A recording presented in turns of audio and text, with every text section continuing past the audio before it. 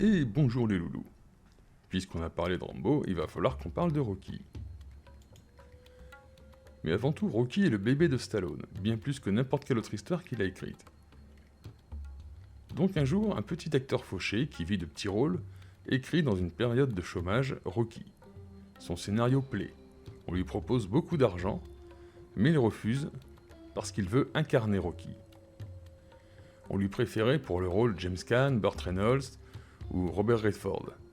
Finalement, il obtient gain de cause quand les producteurs verront sa prestation dans le film Les Seigneurs de Flatbush, avec Henry Winkler, l'éternel Fonzie de Happy Days, et Perry King, qui connaîtra la célébrité plus tard dans la série Riptide. Sauf que les producteurs ont accepté en pensant que Stallone, c'était Perry King. Et Perry King, il est beau gosse. Alors oui, la moustache c'est un peu fun aujourd'hui, mais dans les années 70-80, c'était glamour. Et il est pas seul à l'arborer, il y avait Tom Selleck dans Magnum, et Stacy Keach un petit peu plus tard, dans Mike Hammer. Bref, quand ils se sont rendus compte de leur erreur, et qu'ils ont vu Stallone, ils étaient très déçus et très mécontents, mais le tournage étant bien trop avancé, ils ont laissé les choses comme ça. Comme quoi, ça tient à rien une carrière à Hollywood. Un simple malentendu peut tout changer.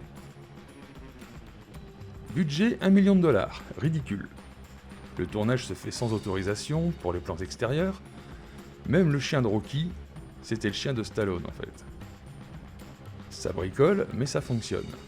Et au final, le film sort, un immense succès, 3 Oscars pour Stallone qui a concédé la réalisation à John Avildsen.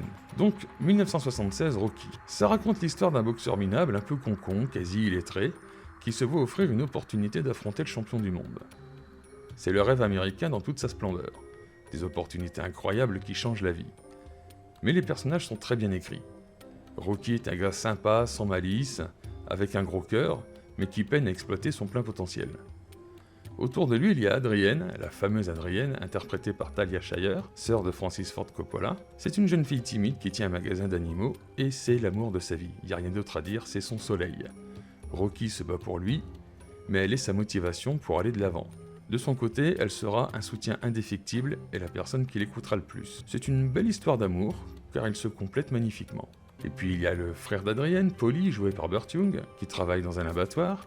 Et j'ai du mal avec ce personnage parce que il est agressif, violent, alcoolique, jaloux, pas très malin, grossier, raciste. Pour moi c'est un boulet, clairement, je vois pas d'autres mots. Alors ok, il est marrant, mais c'est un peu cher pour rigoler. Ensuite vient Mickey, joué par Burgess Meredith, l'entraîneur de Rocky. C'est un vieil homme qui raisonne à l'ancienne et qui considère que Rocky a gâché son potentiel dans des combats minables. Il parle dur, s'engueule beaucoup avec Rocky, mais il tient beaucoup à lui, et ça va lui faire commettre quelques erreurs par la suite. Et puis enfin, il y a l'adversaire, Apollo Creed, joué par Carl Weathers, décédé cette année, qui apporte beaucoup au récit. C'est un boxeur champion du monde, businessman, self-made man. Il gère sa carrière avec beaucoup de précautions, dans une Amérique blanche dans laquelle les Noirs qui réussissent font figure d'exception, et voit en Rocky une distraction dans un premier temps, et également une opportunité, et ensuite un adversaire solide. Faut bien comprendre que Apollo n'est pas le méchant de l'histoire. C'est juste un homme qui agit en fonction de ses propres intérêts, qui est réglo, qui ne triche pas, et qui sait respecter un adversaire. Et tout ce beau monde sera très très bien écrit. Au final, Rocky perdra le combat au point. Ça veut dire qu'il a tenu jusqu'au bout et qu'il n'a pas été KO. Et il gagne ainsi le respect des autres, mais surtout le respect de lui-même. Sa défaite le fait grandir en tant qu'homme. C'est donc une histoire très humaine qui va au-delà d'un simple match de boxe. Le film va gagner 225 millions de dollars, et après un tel succès, il fallait une suite. Mais pas seulement d'un point de vue financier.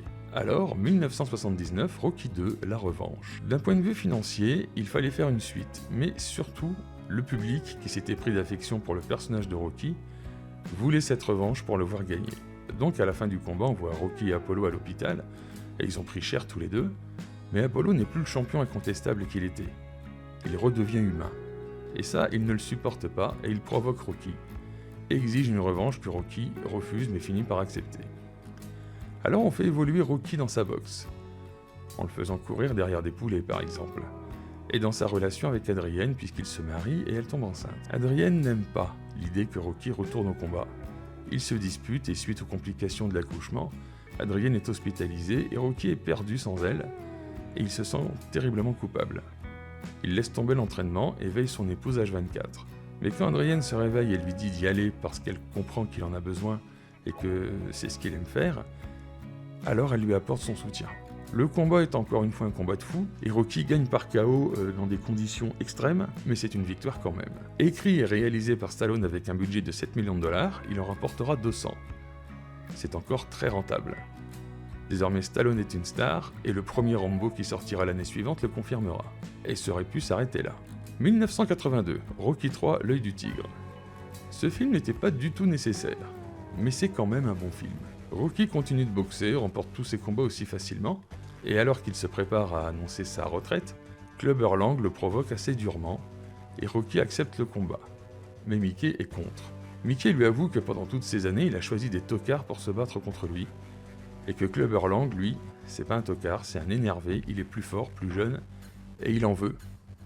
Alors que Rocky est plutôt embourgeoisé. Et même si Mickey n'a pas tort, c'est sans doute le pire moment pour lui annoncer. Rocky accepte le combat, mais il s'entraîne à la cool. La parenthèse avec Hulk Hogan démontre qu'il ne prend pas les choses trop au sérieux. Et ce qui devait arriver arriva, Rocky se fait laminer pendant que Mickey finit sa crise cardiaque dans les vestiaires. Et Rocky se retrouve dans la situation d'Apollo dans le film précédent. Il demande une revanche. Mais il comprend qu'il n'a pas les qualités techniques pour gagner. Alors il va voir celui qui les a, Apollo Creed. Apollo, qui a pris sa retraite, est toujours au top et c'est un ami de Rocky désormais. Si Apollo peut l'aider techniquement, il lui explique aussi qu'il n'a plus l'œil du tigre, cette rage de gagner quand il l'a affronté. Et c'est le cas. En plus, Rocky a pris une telle tannée qu'en plus il a peur. Et comme toujours, quand il est perdu, c'est Adrienne, son phare, qui lui donne des bonnes réponses. Oui, il peut ne pas combattre et il vivra avec en tant que boxeur, mais est-ce qu'il pourra vivre avec en tant qu'homme ? La réponse est non, alors il doit le faire. Rocky n'est plus l'homme du peuple, et il perd. Clubber Lang, malgré ses défauts, est l'homme du peuple. Et le public aime Rocky. Il l'aime quand il est dans la simplicité et pas dans le luxe. Alors un petit point technique sur la boxe, peut-on boxer toute sa vie au sommet avec de telles lacunes techniques ? Eh bien oui, c'est possible. C'est arrivé. En 1991, Terry the Terrible Norris, qui est une copie d'Apollo Creed dans le film, avait tout. La vitesse, l'agilité, la technique, la puissance. Et il s'est confronté un jour à un boxeur du nom de Jorge The Locomotive Castro, un cubain. S'appelait Castro quand on est cubain, c'est cocasse. Qui lui n'avait pas d'autre pour entraînement que de boxer toute la journée. Norris gagnera au point comme Apollo, et Castro encaissera tout et cognera dur. Mais à l'époque, il faut comprendre que Norris mettait tout le monde KO. Ah bah sur Castro, ça n'a pas marché. Donc oui, c'est possible, puisque c'est arrivé. Combat de dingue une fois de plus, et victoire de Rocky. Encore une fois, il a grandi grâce à une défaite, mais cette fois plus en tant qu'homme qu'en tant que boxeur. Encore écrit et réalisé par Stallone, ce film coûtera 17 millions de dollars et en rapportera 270. Et ça aurait dû s'arrêter là. 1984, Rocky IV. Ce film est totalement inutile. Un méchant boxeur russe qui marche sur tout le monde accepte un combat exhibition contre Apollo Creed. Rocky essaie de l'en dissuader, mais Apollo a trop envie de se battre. Et après un show à l'américaine avec James Brown quand même, c'est pas rien, Apollo mourra sur le ring écrasé par le russe. Rocky demandera une revanche et combattra à Moscou, battra le russe et fera un discours maladroit qui sent bon l'ère Reagan et la supériorité américaine. Si je dis que je trouve le film inutile, c'est qu'il n'apporte absolument rien à l'évolution des personnages. Ça reste quand même très divertissant parce qu'on a droit au combat de dingue. Mais bon, ça tient plus du film de vengeance, un registre dans lequel on voyait pas Rocky très à l'aise. Encore écrit et réalisé par Stallone, ce film coûtera 28 millions de dollars et en rapportera 300. Et en plus, ça lancera la carrière de Dolph Lundgren. Et ça devrait s'arrêter là. 1990, Rocky V. Celui-là, il fallait pas le faire. Rocky se retrouve ruiné à cause de Paulie, qui est décidément une grosse merde, et retourne dans son ancien quartier. Il a des difficultés avec son fils, et il entraîne un jeune boxeur, très prometteur, qui se retournera contre lui à cause des tentations du fric, d'un sosie de Don King, et tout se terminera en bagarre dans la rue, entre Rocky et son jeune champion. Alors, il n'y a rien à dire, quelque chose est cassé, ça ne fonctionne plus. Le scénario de Stallone est bancal pour une fois. Prenez par exemple le fait que le fils de Rocky regarde le match contre Drago à la télé, il a 8 ans, mais quand au retour, Il apprend qu'il est ruiné, l'enfant, il en a facilement 12.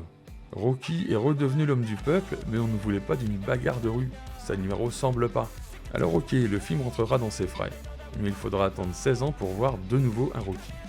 Et musicalement, les musiques habituelles de Bill Conti ont laissé place à des musiques de rap pas terribles. On sent que le film a voulu aborder les années 90, a voulu gagner en modernisme, mais c'est raté. 42 millions de budget, 115 millions de recettes. 2006, Rocky Balboa. Ce film est la plus belle conclusion qui soit. Rocky est seul désormais, Adrienne est morte, son fils est grand et il tient un restaurant. On lui propose un match exhibition avec le champion du monde, mais Rocky est vieux, il ne veut pas se faire massacrer. Il finit par accepter, parce que comme il le dit, il reste des choses dans sa cave. Sa mauvaise relation avec son fils qui s'améliore, mais surtout la mort d'Adrienne qu'il n'a toujours pas digérée, le pousse à combattre parce qu'il porte en lui une colère sourde qui le hante. Et puis il veut donner une leçon de vie à son fils et lui montrer que quand on est à terre, ce qui compte, c'est de se relever et aller de l'avant. C'est sans doute le combat le plus personnel qu'il a. Bien sûr, Rocky perdra le match au point, comme à ses débuts. Mais dans cette défaite, il trouvera la paix en perdant sa colère. Contrairement à Rambo, Rocky a toujours été un personnage très humain et touchant, alternant les victoires et les défaites. Mais à chaque fois, il a su saisir une chance pour évoluer, en tant que boxeur, mais aussi en tant qu'homme.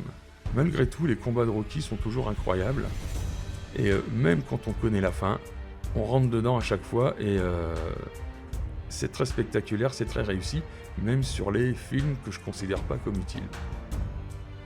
Alors on reverra le personnage de Rocky dans la saga Creed, mais ce ne sont pas des Rocky, donc j'en parle pas. Ou alors il faudrait que je fasse une vidéo sur la série des Creed. Un dernier mot sur la statue. La statue a été à Philadelphie pendant un temps, et ils la remettent, ils l'enlèvent de temps en temps, donc c'est pas un monument fixe, mais franchement ça mériterait. Voilà, c'est à peu près tout ce que je pouvais vous dire sur la série Rocky, une série que j'aime beaucoup, même sur ses épisodes les plus faibles. Je vais retourner au travail. J'espère que ça vous a plu, j'espère que ça vous a intéressé, j'espère que vous avez appris quelque chose. En attendant, on fait bisous. Allez, à bientôt.